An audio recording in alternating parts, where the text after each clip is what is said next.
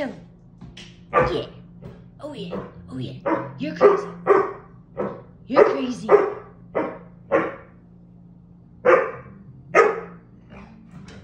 Oh yeah. Tell him. Say you leave me alone because I'm crazy. Yeah, ma'am. Whoa. Oh no. Yeah. Yeah. Yeah. Yeah. Yeah. Tell him. Tell that ball. Get that ball. Get that thing.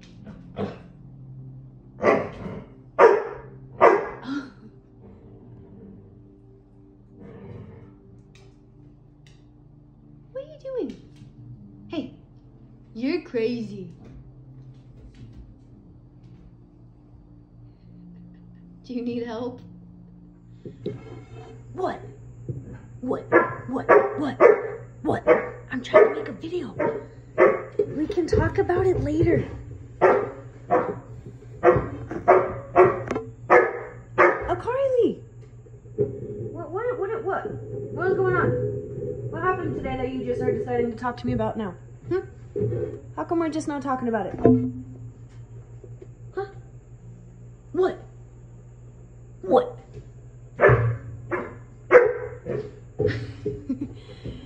Alrighty, you guys. So I wanted to try a little bit of a different video today. You guys know that I love reading. I know that you guys love reading. And I picked up this book from my bookshelf the other day. Just because it was calling for me for some reason. And I usually always write where I get my books from on Inner Page. And it just so happens that I got this one, Barnes & Noble, in Salt Lake City, Utah. So I think this was actually from in our initiation task where I was sitting outside. And I told you guys that I had gone on a couple trips by myself and just found bookstores and then walked to them. This was one of the books that I got from Salt Lake City when I went. And so I got this February 22nd of 2017. But I just wanted to show you guys how I annotate and kind of read my books. Ever since I was in school, I literally, as a little girl, and we had to annotate our book for homework to prove that we read. I have always been in the habit of circling things, writing definitions down in the margins of the book, making arrows towards things that are important. So I remember a couple of you guys have actually asked me if I would mind showing you guys how I annotate and how I read, basically. So yeah, I thought this would be the perfect video. Another thing that I wanted to keep in mind is if you have a problem with memory, memorizing things, if you just, you know, things slip your mind and it's hard for you to remember things after you read them, I really recommend that you try annotating. A lot of people are scared to write into books, but that they're paper. They're, you know, a person wrote this book, so, you know, it's not gonna hurt them if we write our ideas next to theirs. So I wanted to go ahead and start with the things that I like to use. I have a couple of different doohickeys here. I'm honestly going to have to say that my favorite to use is a highlighter and a pencil, mostly because if I mess up or I circle in a weird way, I'm able to erase it. So other than that, I also have pins. This is one of the pins that's kind of a little bit more liquidy in ink as opposed to like these guys. So you know how some pins smudge easier than the others? So I would rather have one of these pins than one that smears easily. And I also just like the way these glide on the paper more than a ballpoint, like pointy pin does, if that makes sense. I don't know, I've always been weird about my pins and the way they write on paper. And I also really like these mechanical pencils. This one has like a adjustable eraser thingy, and this one twists the lead out of the top, so I think that's pretty helpful too. Another thing that I really like to do is make my lead a little bit longer because it forces me to write lighter, and I'm really heavy-handed, and sometimes like my hand starts cramping just by writing things down. And I've noticed that it just makes me be a lot more gentle if my lead is literally this long, because too much pressure and it's gonna break. So yeah, these are the things that I like to annotate with. So I'm gonna use like a couple of them as we read, just to kind of show you how I like to use these. I really like highlighters, except my only thing is that I think every single sentence is important and I want to remember everything. So I end up having a whole page filled with yellow. So that's another tip that I have for you guys, is try not to highlight everything, all right? So yeah, I'm gonna go ahead and get started. So this is Speaking with Nature, Awakening to the Deep Wisdom of the Earth by Sandra Ingerman and Lynn Roberts. And I was reading this in the car the other day, and it really reminds me of the women who run with the wolves. So I just wanted to share this with you guys. So yeah, let's get started. So let's see.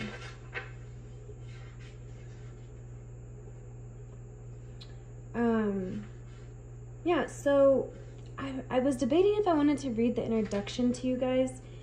It's, I don't know if I want to, because I already have, see, I even put women who run with the wolves. It reminds me of this. Like, our intent is to open you, the reader, to powerful lessons about living life with grace. So yeah, it's just introducing the book. So I already wrote on these pages. To make things a little bit less confusing, I decided that I just wanted to show you an example of one of my annotated pages and then pick up the reading on the next page where I kind of left off last time. Only because I think that it would be just a little bit too much to try to explain why I circled something as opposed to just doing it along the way. So I like to write my ideas in the side. So for example, they're introducing a snow owl, and right here I wrote down that just the other day I thought I saw an owl, but it was just a dark hawk. So I like to write little ideas that pop into my head, like connections I have with the story. I also love to circle things, underline things, and up at the top of the pages, or where there's like more space, not this guy, but more so up here, I like to write down a sentence that really stuck with me. And something that stuck with me with this one is, as Earth evolves, we must too, in order to be a changing woman. So over here I wrote, are they programming us to be separate from reality, or from nature, to fully control us? That was just an idea I had, because I could go on a tangent about that. But this is kind of what it looks like. I have like a little piece highlighted. Yeah, so let's start on this page so I can give you guys a better idea of how I annotate. So I'm just gonna start right here. We are one with the earth, and as part of the earth, we must go through cycles of evolution in our lives and within our bodies. When we perceive life through the eyes of spirit versus through our personality and ego, we perceive the beauty and the joy in life no matter what the outer circumstances. But when we perceive the world only through the eyes of ego, we can move into a state of suffering and despair. At present, the climate is changing to so much a degree that mass changes to the earth are having an impact not only on human life, but on all life. There are changes in the economy, political unrest, and an increase in violence. The weaving of life in the fabric of reality as we know it is unraveling. Over the years, many have been writing about the quickening change in consciousness and evolution. At the same time, as we embrace the principle of unity and oneness in the web of life, the earth is also experiencing exponential changes and a death. Death is not an end, but rather a transition, a rite of passage into something new. So I really like how they use the word transition, because death isn't an end, you know? Yeah, I really like that. So I'm gonna go ahead and just encircle that word because it resonates. We are all a part of a collective dream. As spiritual practitioners, we must acknowledge the way the current dream is dissolving and a new consciousness being born that embraces a healthier way of living on the earth. Over the year, I have taught that when someone is diagnosed with an illness, it is important to perceive her in a divine perfection and light, more than a body and a personality. Who we are beyond the skin is luminous divine light. As we recognize the spiritual nature of a person and see her in her divine light and perfection, we stimulate her inner radiance, which leads to healing. Stimulate inner radiance. See, I already like that one a lot, so I'm going to write that up here.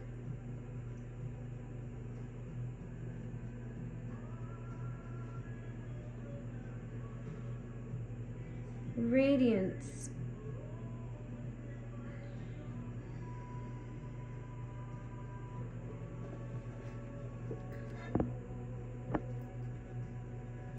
We want to feed the energy of divine perfection that empowers healing rather than feed the power of the illness. What we give energy to, we give life to. What we feed grows. And real quickly, I really like that, so I'm going to highlight it. We've been talking a lot about the power of a seed, the power of our garden. Everything we put energy into grows, although it might not be in size.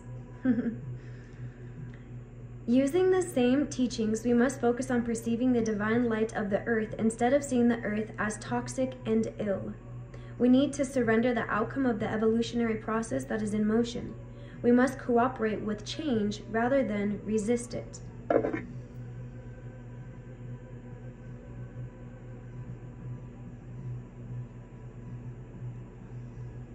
At the same time, it is important to create a patch of beauty by envisioning the earth and all in the web of life embracing such qualities as love, light, balance, harmony, beauty, peace, equality, and abundance.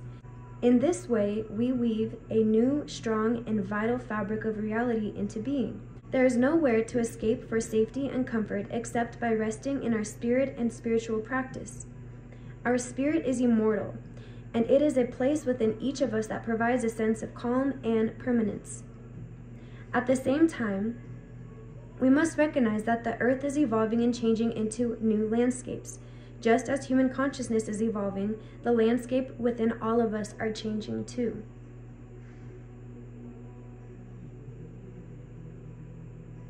I really like that guy too. So as you can see, you guys, I like to make reading more of an interactive experience than just something that I'm sitting here trying to decode into my brain, trying to process everything that's going on, and it being just a mental experience. I like drawing, I like writing, I love doodling if I feel like doodling for some reason. So I think that when you put a pencil in your hand and you're reading, it just helps things sink in a little bit more. Rewriting things, even your subconscious brain is taking in everything. So writing things down, rereading things is really, really, really helpful. Having bits and pieces that, say you're in school and something's very important that you want to remember, you can put a little sticky note on this page and you can flip right back to the page, and what you highlighted, you can see and be like, oh, no, it's right here. I don't have to go skimming through pages of pages. I can just find what I needed based off of, you know, my own writing. So let's try one other part. So let's read this little part and see if there's anything that I would like to annotate and why. Sandra writes about internal radar, the knowing of the heart, the subtle sense, intuition, or whatever we like to call it, can prepare us for what lies ahead. It can also guide us when we are under duress, such as when change arrives quickly without warning. At such times in my own life, I use a simple mantra that softens my panic and helps me to drop beneath confused thoughts to the creative place of inner knowing. Relax the mind, touch the earth, and drop into the heart and body. I really like that. So I'm going to highlight this little part. Relax the mind, touch the earth, drop into the heart and body.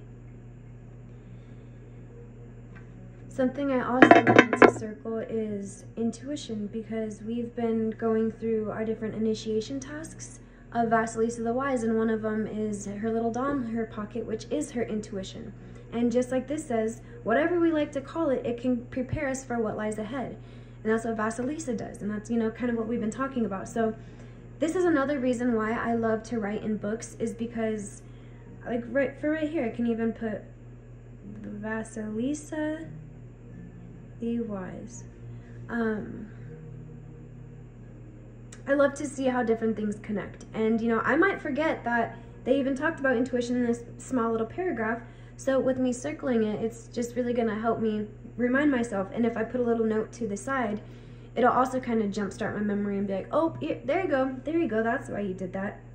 So this little part right here, it says, feminine wisdom ways remind us to consciously engage the web of life by revering the earth and by recognizing and honoring the signs that show up in our life, which are reverberations from other aspects of the web. You guys, we are all interconnected. I know I'm not who we're supposed to be giving my 2 cents, but I really like that part, you guys, because it's just talking about how we are all interconnected. I just wanted to show you short and sweetly how I annotate while I read. I wasn't really sure how I wanted to do this video, so if you guys would like to see more of this, or if this is kind of like a cool style of video, like we could read our next initiation task like this, and I can read it along and underline things. That might be fun. Yeah, who knows? But I really just kind of wanted to show people to not be afraid to write in your books, you know? Our minds are always wanting to create things, and we have so many different ideas, and I think when we spit them out onto paper, it asks for a smooth night, right? And I think this is a nice way to unwind. I always have to have a pen with me while I'm reading, but I just think I would like to just encourage you guys to try writing in your books a little bit and see how it affects you. Does it make you remember things a little bit better, you know? Does it make you want to pay attention a little bit more because, you know, if you miss a good sentence, you might miss some good knowledge. So I also think that's kind of fun, because when I'm have a pencil or a pen in my hand, it's almost like I'm on a little treasure hunt. I want to know if I can find something interesting. I want to see if I can find a new quote to write down and put on my wall. I just think that it's really beneficial, and it's just fun. It's like a meditative process. And remember how just yesterday I was talking about calculative thinking versus meditative thinking? When you sit down and are forced to slow down and reading is already in itself, at least in my opinion, its own form of meditation. It kind of detaches us from our current situation that we're dealing with. And especially if we're reading like a story, maybe, not something that is so informational, you know? It makes you now take even another step back and pause and take a second to underline something or draw a little doodle, you know what I mean? It's just taking a break from even the break you're taking by choosing to read, you know? Because reading should always be fun, you guys. Never force yourself to read. I know that's hard to say with like school and stuff, but the more I think you find a love for reading and finding things and learning, the more it's a fun experience. And I personally think that ever since I started annotating all the time that I read, reading is more fun for me. So maybe if you start noticing that reading has been a little bit boring for you, go grab some really colorful pens and highlighters and markers or stickers, and just have fun with it. Turn it into a craft, you know what I mean? I think it's so fun. If you you know, if you happen to be outside and you take a picture while you're in the nature, take a picture and then pin it in your book, and that can be like a bookmark or anything of that nature. You can even pin a flower from a trail you went on, or a leaf. You can tape a leaf, or bits of sand and gravel, just little things, you know? But yeah, I just wanted to share that with you, in case you just didn't know where to start, in case maybe you're like, well, what the hell am I supposed to write in my book? What? Your ideas, thoughts, quotes, anything, you know, even if it's just the date. And something else that I like to do, I haven't really done it in this book because I really just started this book, but I like to use this blank space right here to summarize what I read, because I have such a hard time remembering things. That way, when I come back, I can literally scroll to just this spot and I'll have like 3 bulletin points of what was really important in this chapter. So I can just glance over that and be like, oh, okay, that's what I read. On to the next chapter, you know what I mean? And then there's always a little blank spot right here for you to add something. So that's another tip, is summarize on your empty spot, so you don't have to skim read and read through all of your notes and you're just like, oh my gosh, I'm reading all my thoughts, I'm reading all my underlines. This doesn't make sense. Important things that just will help you remember what this chapter was about can go here. Little quotes that you like that you can just skip to one day and be like, oh, I really like that. Put that up here, but leave this space for something important. That's just my little bit of advice. So you guys, I really hope that this inspired you to go grab a book, grab some colorful stuff, and just have fun. Just have fun. Yeah, you guys, so I will see you later. And don't forget, I want to do a question and answer video here in the next couple days. So if you would like to ask me anything in the world, anything, dude, I've been on here for like 7 years now. So if there's something you wanted to know and you just never asked me, ask. Go ahead and ask. Yeah, so other than that, I hope that you have an amazing night. Don't forget to eat dinner and drink lots of water. So, yeah. See you later.